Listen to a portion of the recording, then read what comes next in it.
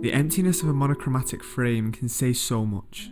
A grand expanse of nothingness from a gleaming white introduction, and there's already a tremendous amount we know about Fargo. Before anything has been said, the Coen brothers have made a statement, opting to aesthetically reduce their 1996 film to its absolute minimum. And this unapologetic starkness isn't merely a motif, it's a way of being in Fargo.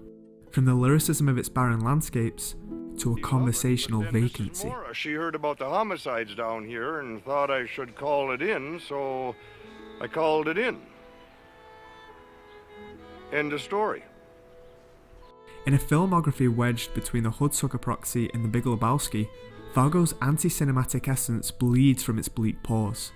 In a story where indifference becomes the source of our entertainment, complexity emerged through the simplicity. But how do you make that which is intentionally uninteresting, interesting? You see something down there, Chief? No, I just think I'm gonna barf. In an attempt to capture this lethargic ambience, Fargo's original storyboarding process only included the use of static shots, an approach which was logistically unachievable. Yet this method gives us an insight as to how the inertia of this story would impact its cinematic techniques. If everything was planned to be told without any movement, then the only narrative tools the camera can utilise is what's inside the image. Roger Deakins, as the cinematographer for Fargo, once said that framing was the most important aspect of what he does, and that couldn't be more important than in this film. Because Fargo's self-imposed limitations means that everything we need to know about the relationships of these characters is told through the framing and staging of each scene. I guess you'd think you're, like an authority figure? That stupid fucking uniform, huh, buddy? King clip-on tie there, big fucking man, huh? Most of a character's role can be revealed in how they take up the space of an image. If they have nothing to add, they might be brushed aside. Who's in pajamas, Walter? Shut the fuck up, Donnie. And if they fill us with uncertainty, they may dominate the frame. How important a character is in composition can tell us how important they are to the events at hand, and it's no surprise for the Coens to use framing to such a precise degree. They're known for their proficiency to the smallest details. Where's Pancake's house? It's got to be Pancake House. And then when we're doing the scene, I say, where's the Pancake House? And Ethan, Peter? Yeah, what were you saying there? Where's the Pancake House? No, it says Pancake's house. Oh, I thought it was a typo. No, there's no typos in our scripts. Everything is deliberate. Each frame is a meticulously planned example of how to show a character's relations to the world and people around them. And it's the feelings within a character that dictates how they're framed. Here we get a sense that Jerry is becoming trapped by his failing plan because of how the camera pictures the prison-like blinds in his diminishing world. Yeah, but the deal's already done. I already got the money. Yes, we have an audit here. I just have to know that these vehicles you're financing with this money, that they really exist. Yeah, well, they exist, all right. Emotion isn't just what's inside a scene, but how the camera depicts it. We can show that a character is melancholic through his actions, but the camera is able to visualize this so much more. For instance, this shot seems to show Jerry as a lonely loser character, but being shot from a distance on a telephoto lens makes it feel that much more solemn. Wade Gustafson, please. Framing is character, and with less than 9 minutes of shared screen time, the tender implications displayed between the characters Marge and Norm make them the greatest contrast to all the other subjects of the film, with the cinematography stressing this fact. I'll fix you some eggs. Norm. In their first scene eating together, both Marge and Norm are framed in a two-shot, a simple choice that pictures them as equals. This is quite standard, yet as Marge leaves the house, the camera remains in the same position and waits for her re-entrance, framed so that they never leave each other's side. Hon? Yeah? Prowler needs a jump. Comparatively, Jerry's first dinner with his wife shows her out of focus and in the background, before disappearing completely. Jerry has no particular regard for her.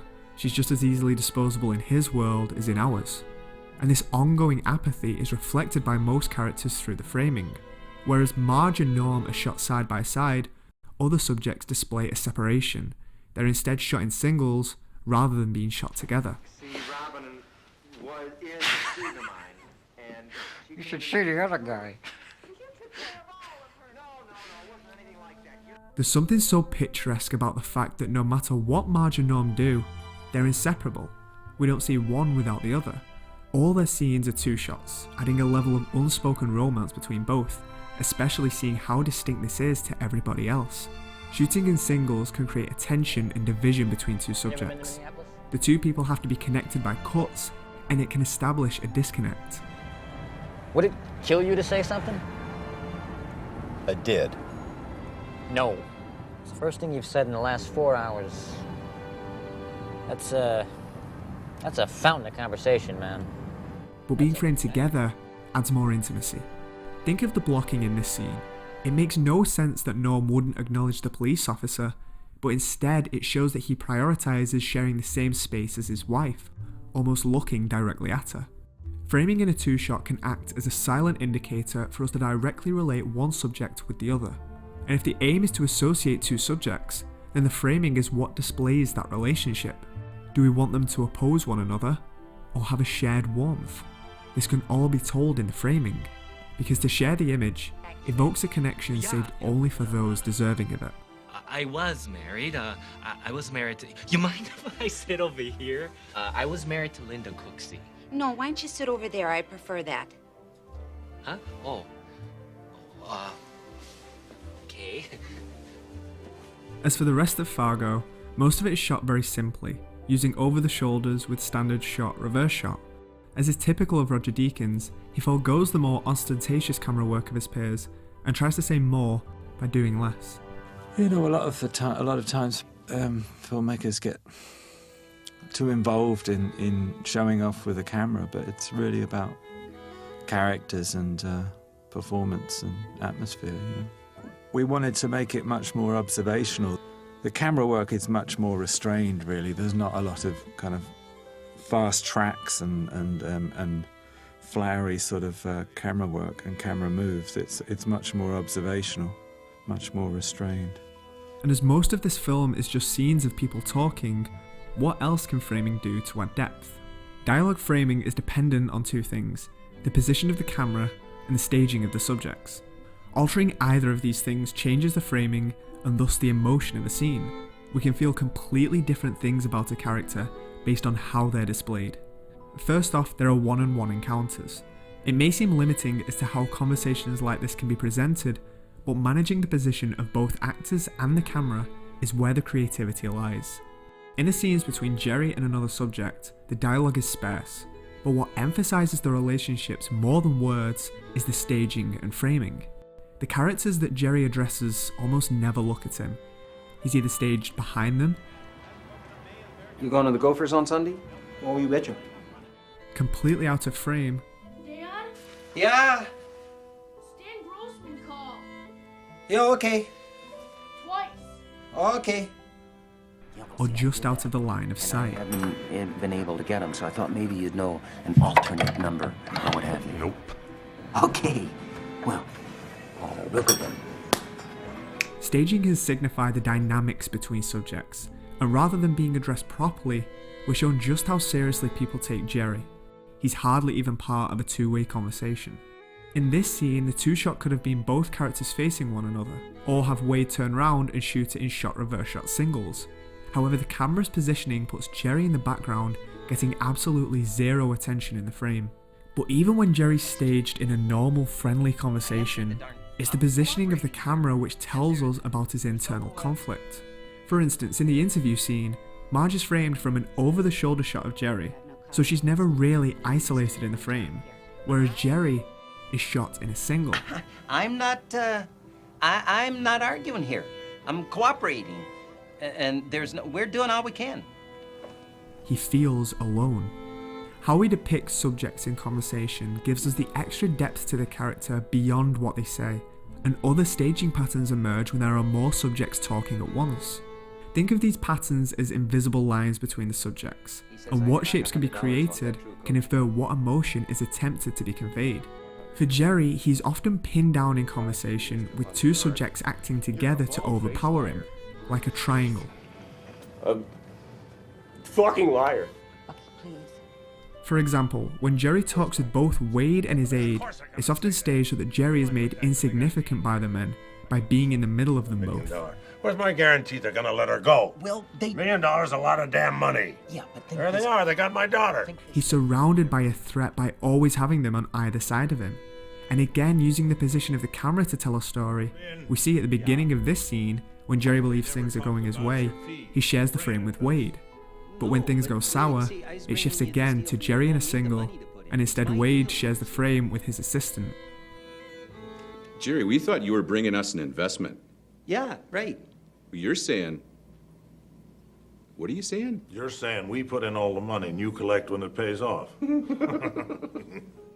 Where a filmmaker chooses to place the camera is a big decision, and typically the Coens like to have the camera inside the circle of action, the area that all the action of a single scene takes place. Having the camera inside the circle means that the action is unfolding all around the camera, such as putting it between two subjects talking. So you think you might remember who those folks were who called you? Or it can be outside of the action to hold a more objective view. And what we find with Jerry is that we often begin in the circle of action with him, feeling a sense of claustrophobic pressure, but by the end we watch him from outside the circle, moving back to a helpless vantage point.